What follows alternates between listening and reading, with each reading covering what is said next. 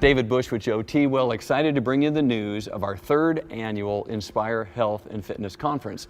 Once again, First Federated will be hosting this event. It's going to be an all-day event on Saturday, January 21st. We want to share with you the stories of people who have actually attended the Inspire Conference and other Fit for the King ministries. So let's take a look at their stories as well as take a look at who's going to be featured at this year's conference. Having been on so many diets all my life and lost and gained and lost, I'd basically given up. I thought, what can I lose? I'll go. I had done the weight loss thing. I know what to do, but I didn't have the motivation to do it. Or I should say the old motivations didn't work. The fitting into a certain outfit or looking good. I had been praying for many, it seemed like years, for Roy's conscience and experience to be pricked to improve his health, and so I took this opportunity to ask him if he would be willing to go, and he very graciously, well, maybe graciously, Might be over. he agreed to go regardless. Coming into it, I was a tad bit skeptical, maybe, but I knew it meant a great deal to her. Fit for the King, I mean, the title, I was definitely drawn by that. And then when I read the description, I was like, this is perfect. This is gonna, tell me what the Bible says. What really happened to me that was significant at the Inspire Conference is that it suddenly dawned on me it really is a spiritual issue. And I remember saying to someone, this is a lordship issue. I knew I had to make some choices, and that they weren't going to be just choices about what I eat alone or what I do from an activity standpoint, but it was choice about, am I going to be available for kingdom work? I really enjoyed the conference. It was really informative, it was fun. And I came home and I thought, okay, Lord, I asked you before I came, what are you going to tell me? And the thing that came through to me was sugar.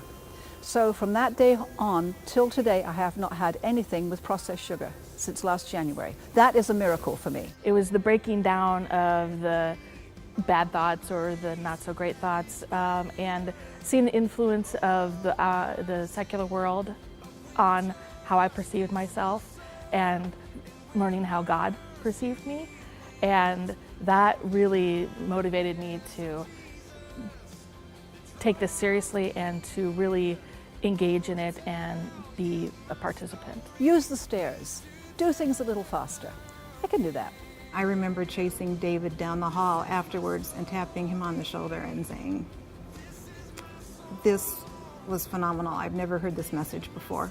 I realized that if I were going to continue on the path I was on, then I was giving myself to three idols, and those idols were comfort, convenience, and calories. That demand that I was making in terms of my own lifestyle was definitely not honoring God. And so I really had to come to grips with all three of those idols. I've had times of plateaus, and this year has not been easy with my husband's sickness and then when he died in July. But I truly believe that if I hadn't started getting fitter in January, I could not have done the things that I've had to do where I was back then. For me, this is not a diet. This is an act of obedience. I asked God to show me something. He did.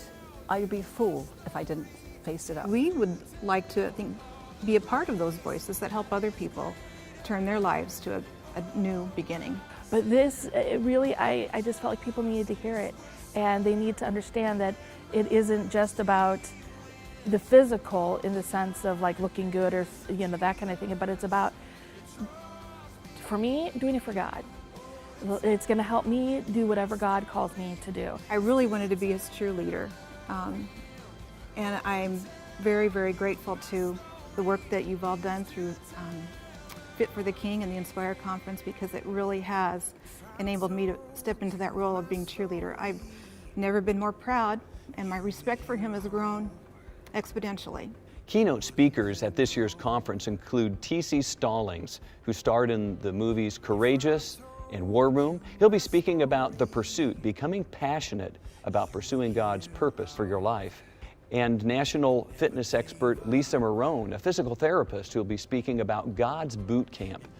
Scott Bullman, the worship director at Thomas Road Baptist Church in Lynchburg, Virginia, and the leader of the Liberty College Choirs, will be here to talk about his own personal story of weight loss and obedience and worship through his physical body.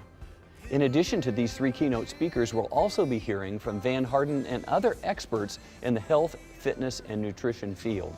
So for more information about this year's Inspire Conference, visit our website at inspirehealth17.com. There you can register and learn more about what this year's conference encompasses. I look forward to seeing you there.